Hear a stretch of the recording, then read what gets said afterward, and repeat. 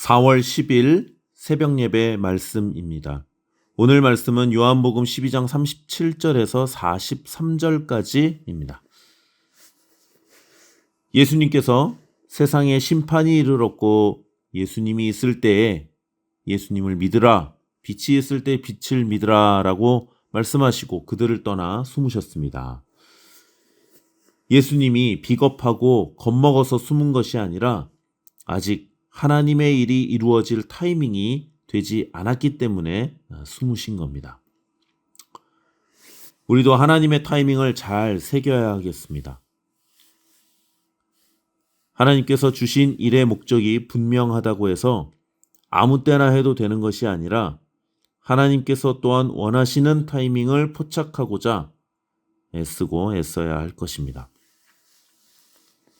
하나님의 타이밍이 어긋나서 하나님의 일이 지나쳐버린 일들이 많이 있을 수 있습니다.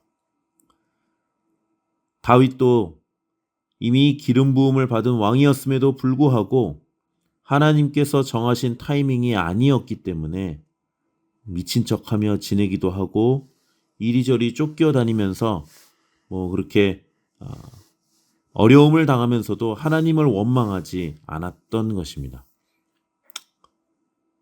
우리도 하나님의 일에 타이밍을 아는데 더욱 민감하도록 해야겠습니다. 37절 말씀을 보면 예수님께서 이렇게 많은 표적을 그들 앞에서 행하셨으나 예수님을 믿지 않았다라고 합니다. 이어서 38절에서는 이사야 53장 1절의 말씀을 인용하여 하나님의 말씀을 누가 믿을 것이며 주의 팔이 누구에게 나타났나이까? 라는 말씀으로 인용되고 있습니다. 그리고 이어서 그들의 눈을 멀게 하시고 그들의 마음을 완고하게 하셨으니 그들로 하여금 눈으로 보고 마음으로 깨닫고 돌이켜 내게 고침을 받지 못하게 하려 함이다 라고 하십니다. 하나님께서 그들로 하여금 믿지 못하게 하셨다는 것인가? 하나님께서 그들을 택하지 않으셨기에 믿지 못하게 하셨다는 것인가? 절대 그렇지가 않습니다. 사람이 악함으로 스스로 돌이켜 하나님을 믿지 않은 것입니다. 이사야 53장의 말씀은 세상을 구원하러 오시는 그런 왕으로 오시는 메시아에 대한 말씀을 기록하고 있는데 유대인들이 기다린 그 메시아는 세상을 통치하고 또 우리를 구원하고 이렇게 오시는 왕으로 오시는 예수님이신데 그러나 왕으로 오시는 것이 맞죠. 구원하시는 것이 맞죠. 그러나 그들이 생각하던 강력한 왕권을 가진 그런 메시아의 모습과는 전혀 다른 모습인 어린 양이 도살장에 끌려가는 모습과 같다고 기록하고 있으니 이것을 받아들이지 못했던 것입니다. 또한 이사야 6장을 살펴보면 하나님께서 이사야를 선지자로 부르신 후에 8절에 내가 누구를 보내며 누가 우리를 위하여 갈꼬 하시니 이사야가 대답하여 내가 여기 있나이다. 나를 보내소서 하고 대답하였다고 합니다. 이후에 하나님께서는 이 백성이 들어도 깨닫지 못하고 보아도 알지 못한다고 탄식하시며 백성들의 마음을 둔하게 하였다라고 말씀하고 있습니다. 하나님께서는 이런 이스라엘 백성들에게 말씀을 받아들이지 않으려고 하는 사람들에게 그럼에도 불구하고 복음 전할 사람을 택하여 보내시려고 이사야를 부르신 것이죠. 그러니 하나님께서 먼저 그들로 눈을 멀게 하고 귀를 어둡게 함으로 못 믿게 하신 것이 아니라 사람이 악함으로 애써 말씀을 들으려 하지 않았던 것입니다. 말씀을 받아들이지 못하니 구원자 예수님도 받아들이지 못했던 것입니다. 이 사람들이 얼마나 악하냐면 우리 요한복음 11장에서 보았던 죽었던 나사로가 살아나는 이야기를 있었죠. 나사로가 예수님으로 인하여서 다시 살아났습니다. 죽었던 사람이 다시 살아나면 얼마나 대단한 일입니까? 이거는 그 누구도 경험해보지 못한 놀라운 일입니다. 어쩌면 모르고 지나가던 사람일지라 할지라도 함께 기뻐하고 놀라워할 만한 일이지 않겠습니까? 그런데도 불구하고 이 유대인들은 나사로도 죽이려고 하였다고 합니다. 사람이 참 악하다는 증거입니다. 자신들의 기득권을 위협한다라는 그것, 또 하나님의 말씀을, 궁극적으로 하나님의 말씀을 받아들이지 못하니까 예수님도 받아들이지 못하고 예수님께 은혜 받은 자도 함께 죽이려고 했다라는 것이죠. 그런데 이 이야기가 성경에 있는 저 2000년 전에 바리새인들, 이스라엘 사람들의 이야기로 끝나는 것이냐? 그렇지 않습니다. 우리도 충분히 그럴 수 있습니다.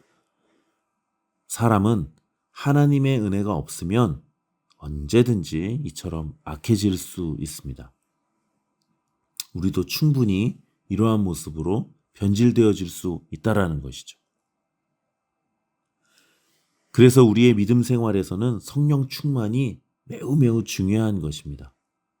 성령 충만하지 못하면 악하고 딱딱한 마음이 자라서 그 어떤 자극에도 반응하기 어려운 굳은 살과 같이 되는 것입니다. 우리가 살면서 해야 할 것이 있다면 날마다 하나님으로 인해 놀라워하는 것, 그것이 사실은 하나님을 믿는 사람으로서 사람이 해야 할 일일 것입니다.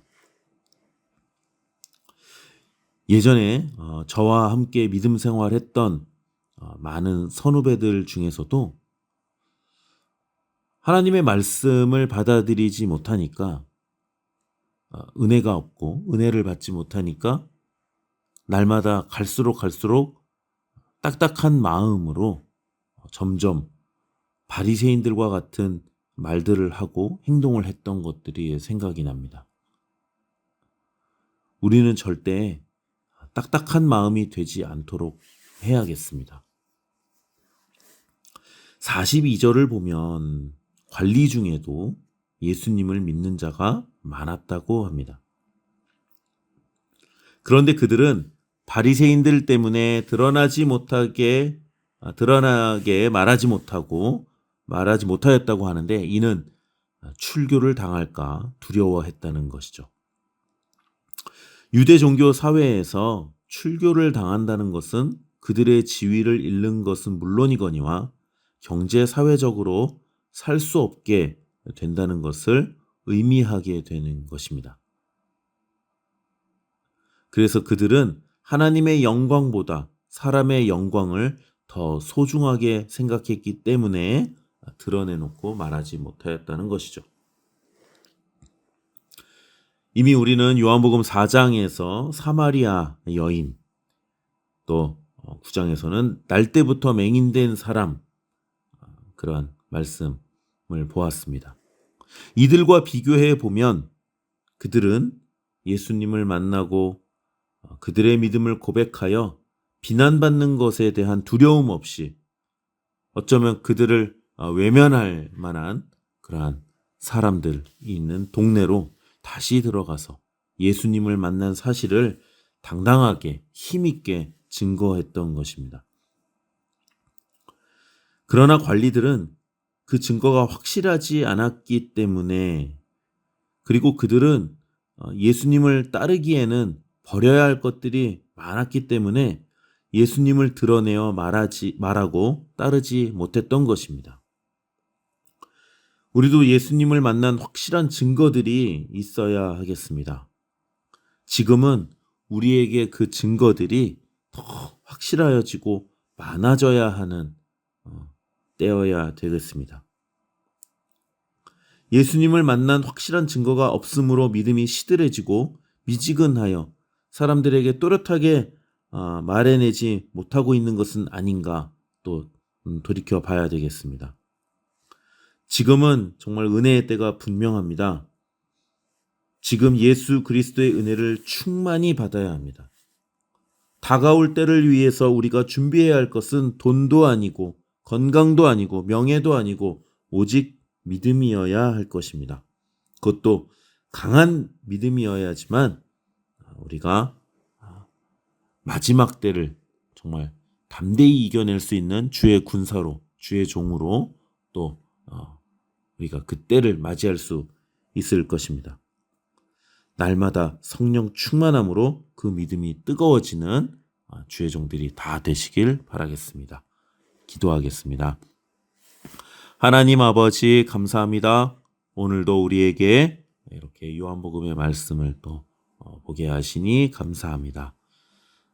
하나님 아버지 우리의 마음 딱딱하여지지 않게 하시고 또 우리가 죄로 인하여서 무뎌진 것들이 있다면 우리에게 또 성령께서 깨닫게 하시고 말씀하여 주시는 것을 잘 들을 수 있는 믿음 되게 도와주시옵소서. 그리하여 날마다 성령 충만함으로 또 주께서 주시는 예수님께서 주시는 놀라운 은혜와 사랑을 날마다 경험함으로 우리 안에 은혜가 충만하게 하시고 하나님의 살아계신 증거들이 더욱더욱 확실하여져서 우리가 더욱 온전한 주의 종의 모습으로 빚어져 갈 수 있도록 도와주옵소서. 오늘 하루도 주의 은혜로 충만하여지기를 간절히 소원하며 예수님의 이름으로 기도하였습니다. 아멘.